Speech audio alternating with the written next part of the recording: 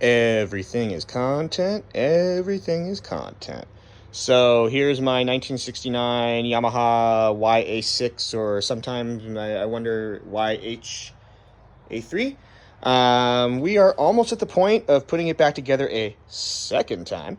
And the reason for that was because after I ran it the first time, I couldn't get it to start again at all. And it's because these little vent line, well, I guess the reserve to main tank balance line that goes underneath it, it got plugged up with some last little bits of debris. So I had to pull the tank off and clean all that out and get the last little bits of debris that had chunked up in there in those little tiny tubes. And then now fuel flows freely from the reserve tank and into the selector, into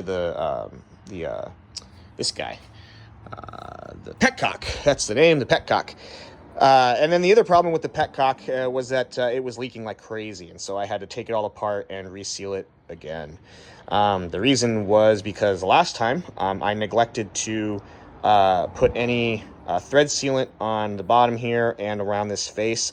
I went and got some Permatex aviation sealant, and I used that because I have good experience with that with the VWs. And I also modified the seal that I 3D printed and put in here originally. I think it was just a smidge too thin. I was a little on the conservative side. I made it a little thicker. It's a little stiffer to turn the Petcock lever now, but it definitely, I think, is going to seal better. So, yeah, so that's the idea here, is that I'm going to put this back together and hopefully fuel will run down to the carb. Last time I also kept the old oil and gas lines. Well, I decided to replace those. They were completely junk. So I had to pull the carburetor out. I wasn't planning on doing that, but I did. And ran new lines and all that stuff. So this should be much easier to start this time once I put it all back together. So check back in for that.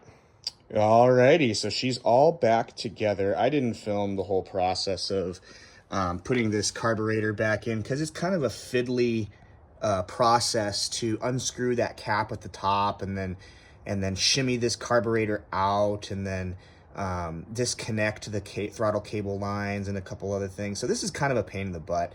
Right now what I need to do is bleed the air out of this oil pump because it doesn't seem to be pumping oil yet, even though there's new oil and new lines and everything to it. So I just need to make sure that gets the air bled out of the system so it can pump the oil in and then mix it the way it's supposed to. But everything else seems to be working just fine.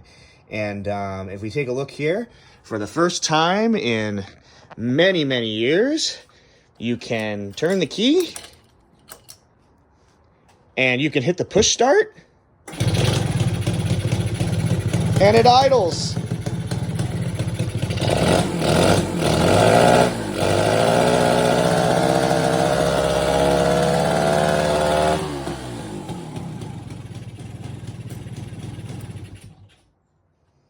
Anyway, we got a lot of smoke. We are not pumping oil in the way we should be, so I need to fix that. So I'm not want to run it too long, but look at that. For the first time ever that we've owned it, that push start now works. You can just push the button and it starts right up. Still leaking like crazy. This fucking Petcock. It looks like it's leaking from the front face. So maybe my seal has either failed or is still not the right sponginess or whatever it is for this to seal up right. Oh, this is going to be a pain because finding a new Petcock for this is basically impossible. So I know I can get the little rubber seal that goes inside. That's no big deal. But if it doesn't seal, then we're going to have a problem.